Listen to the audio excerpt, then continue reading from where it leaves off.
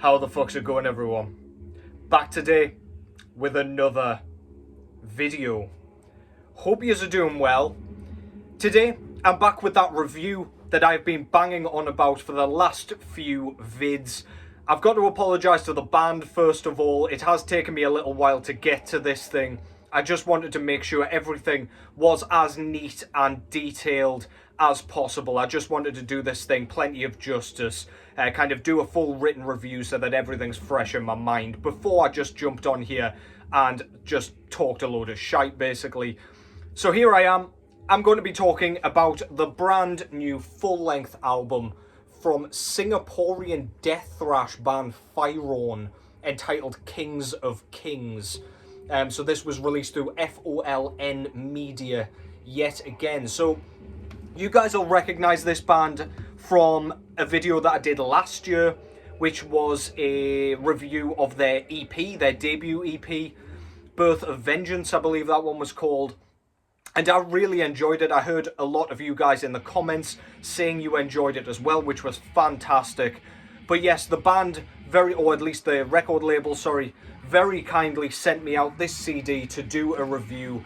And I was very excited. Usually that kind of fills me with dread. What if I don't like it? What if it's just, I don't know, what if they've wasted their hard-earned money and wasted their time kind of sending me this stuff? But I just knew, especially from the debut EP, that I was going to really thoroughly enjoy this.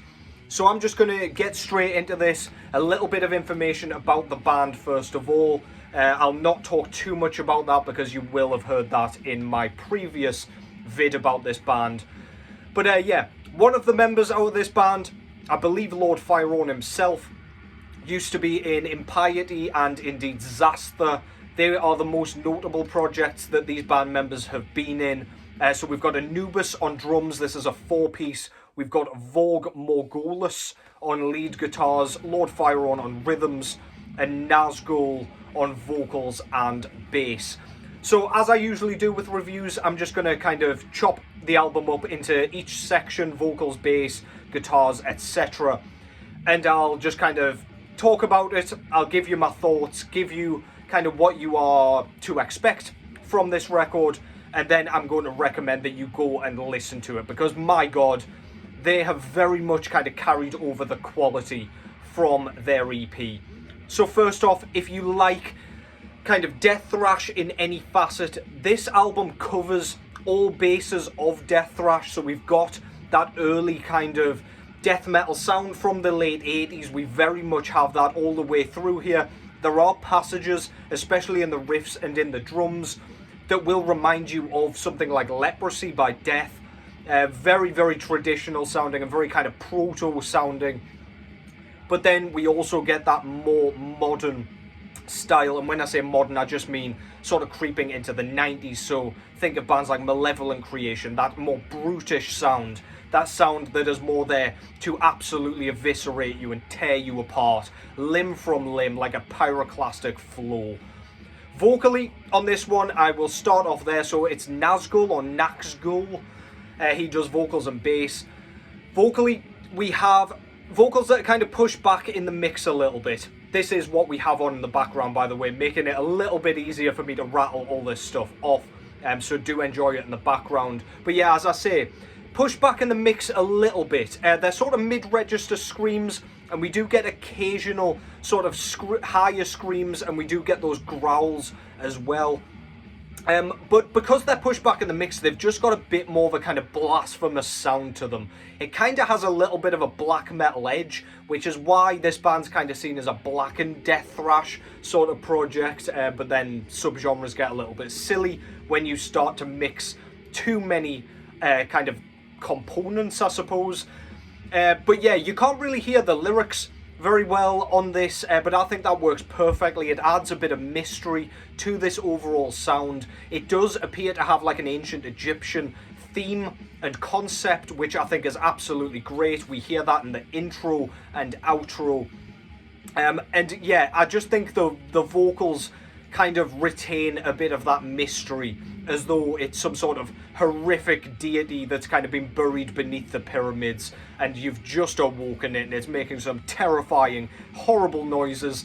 They are quite reverberating and echoey throughout this, which also adds to that similar feel. It's just got a very unnerving sound to it, and I just think it works absolutely superbly. And it's almost got a bit of a cavernous sort of feel, as I was saying, as though something's been buried and you've just unearthed it from the depths. Absolutely fantastic. Yeah, really my style of death thrash vocals, to be honest. There's none of that proto stuff going on here, really. It's just that in your face, absolutely big balls kind of vocal delivery that I absolutely love. Guitars wise, what you can kind of expect here is quite a few different things. So on this track particularly, what is this track? Kamacine, I believe, if I'm not mistaken. It's got like a kind of aeroplane sort of taking off wish-washy sound, which sounds really cool. I thought that was completely badass when I first heard it. I thought it was very interesting, and it doesn't come across as obnoxious. We do get those kind of tremolo picked riffs, which are kind of more typical to death metal. I don't know if it's the tuning or what, but it sounds absolutely fantastic. The black metal stuff, it sort of does leech in every now and then, where we'll get kind of a black metal structuring for a riff. It's hard to explain without just putting on one of these riffs, but yeah, like most of it will come across as death metal or thrash with the rapid downpicking or the kind of death metal style tremolo stuff. But then every now and then we'll get a riff that is just structured much like the kind of Norwegian bands were doing around the kind of mid to late 90s. Really cool. Perfect transitions, I would say, between each different style. So we do get the death metal stuff, and then without you even blinking nor thinking twice, it's into a thrash rhythm, and then we're into a kind of blackened rhythm as well. It's just like a perfect kind of merging of those different sounds, and the structuring is just absolutely second to none. You don't even notice it, as I say. It's totally seamless, very intelligent, and very well done and well performed. As I say, those marauding thrash riffs give it that kind of bit punch and energy that you need with this kind of album. It's not all blast beats. We do get different styles of blast beats on this, where it's like a lot of it's super fast, and then we'll get some kind of clunkier sounding blast beats. Then we do get those thrashing kind of patterns that just sound absolutely ace. Just so cool. Those ones that just make you want to bang your head until your head comes off your neck very cleanly. We get some sporadic kind of lead solos going on in here, which they're not overused, and they are definitely well kind of welcomed, I would say. They're not just kind of using them just to fill space. They add a bit of melody to proceedings here. I feel like they're quite necessary, because just the rhythms kind of get a little bit, I don't know, not tedious, but it does get a little bit samey if you don't add that little bit extra flair. And I know a lot of you don't really like solos in your black metal. That's quite a common theme. But in the kind of thrashing sound, I feel like those kind of blistering, skin-burning sort of solos just work so perfectly. Again, with that kind of proto-death metal sound. Solos are such a huge part of that kind of style. The bridges between kind of sections are absolutely tremendous. So the bridges that move into those sort of solo sections and kind of break up tracks into like 3 parts, if you will, just are brilliant. Again, so seamless. Absolutely no flaws, no faults with them. None of them come across clunky nor clumsy. Really brilliantly written. Again, it all just comes down to outstanding songwriting. Yeah, much like on the EP, the bass, I figured, kind of was like washed out a little bit. You don't hear very much bass, really. There is one track which I'll talk about very shortly, which did have a very cool kind of bass rhythm that was allowed to poke through, but for a lot of it, it's kind of lost in the wall of noise a little bit. You do get some nice kind of bass breaks going on every now and then, but they are very few and far between. In fact, I think we only get one sort of longish section which is just bass, and I love that. I love it when you get like a twiddly little bass guitar section.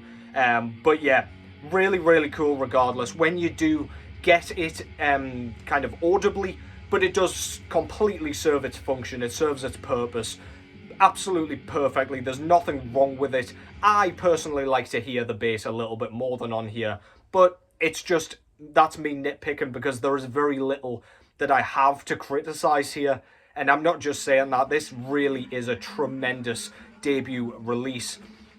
I've got to say the sound clips and the openers, the intro and the outro, are just great. We've got a very Egyptian sounding intro, like ancient Egyptian sounding, where we've got almost like an Arabian sort of woodwind instrument. I don't know what it is. I'm making shit up off the top of my head here. But yeah, just whatever that instrument is that makes it sound like, I don't know, almost Middle Eastern or Egyptian. It sounds very, very, very cool. That little clip at the beginning there of like the bugs eating some guy, I thought I recognised the scream at the beginning of that, so I asked the fella who runs the label if he knew where that sound clip came from, because I recognised the scream.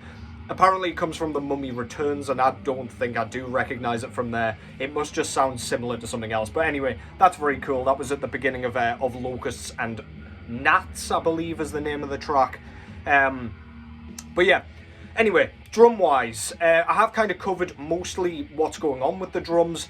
However, I feel like at the beginning of the album, you kind of made to believe that this is going to be your standard death thrash stuff, like standard death thrash kind of punch with the blasts and with the kind of thrash beats, but actually we get a little bit more than that. We get some really, really well done sort of we get some very well done fills and some interesting intricate patterns going on here. The tempo shifts are brilliant, absolutely savage and unrelenting. We get them all over the place, and with that we get drum kind of changes to go with that. I think the traditional death shuffle, which is like what you would expect with something like Leprosy, where it's just a bit of a like gallop and you can kind of, it's almost got a groove to the playing. We get plenty of that here. But the movement from that to the blast beats is so, so perfect. And again, it just gives that bit of ferocity out of absolutely nowhere. Just a tremendous time. You just kind of, you're anticipating it by like a few tracks in, and you just enjoy it every single time. As I say, it's super fast, and it's just so well played. You can tell this guy is kind of working at his craft all the time. None of the fills sound like he's kind of repeating them. It doesn't sound like he's setting his ways at all. It's got interesting stuff going on all over the place, and it's very, very well performed. I've got to say, this is just a brilliant release. If you like that kind of, if you like that style between kind of 1985 to 1989 to 1990, you will absolutely love this, because this adds like a little bit of a blackened tint, a bit more evil and blasphemy to that sound, but it's still got that like absolutely traditional kind of back to the roots style of death thrash that we all surely love at this point. If you like that sound, if you like harkening back to that sort of style with a bit of a gritty production and everything like that, everything that makes those records great is on display here, and I just think you will have an absolutely phenomenal time with it, as I have. So I'll just show you as the CD cover there. Done a much better job this time with the album cover, if you ask me. It's got like a Fyraun sort of character here, with the pyramid in the background. He's kind of coming out of the depths with some little fool down here summoning said Pharaoh or whatever he's supposed to be. Yeah, I just love that. I think that'll look great on a vinyl jacket, and I think it'll look absolutely stellar on a t-shirt as well. Really eye-catching, and I'm sure some of you guys will be turned on to this by just that cover. On the back here, we've got the track listing. It is only 8 tracks, 2 of which are just kind of interlude, outro and intro tracks. F.O.L.N Media put this out, as I say. And on there, we've just got a larger picture of the Pharaoh from the front there. On the inside, we've got some hieroglyphics here. and we've got like a scarab beetle in the disc tray. The CD is of course in the player already, so I will not show you the disc. Of course we get a booklet as is standard with the CD kind of version of most things, but yeah, we've got credits and everything, all the lyrics. Do we have all the lyrics? I'm not actually sure we do, to be honest, because there's not much going on in here, but yeah, we've got like a thanks list and all of the guys out of the band. That is Lord Fyraun himself there. Yeah, this is just an all-round good time. As I say, I'll not ramble too much more, but if you like any of the styles that I kind of mentioned there, any of the components that I just mentioned there, then I cannot recommend this to you enough. Hit up the label, hit up the band if you are interested. Please go and check this out. Fyraun, Kings of Kings. And that concludes that. Hope you've enjoyed that. Let me know what you think of the band. Do you know them already from the EP, or are you going to check them out based on my description? As always, let me know. Take care as always. I'll be back before you know it, because I've got some stellar stuff still to show yous. And I will catch yous in the next one.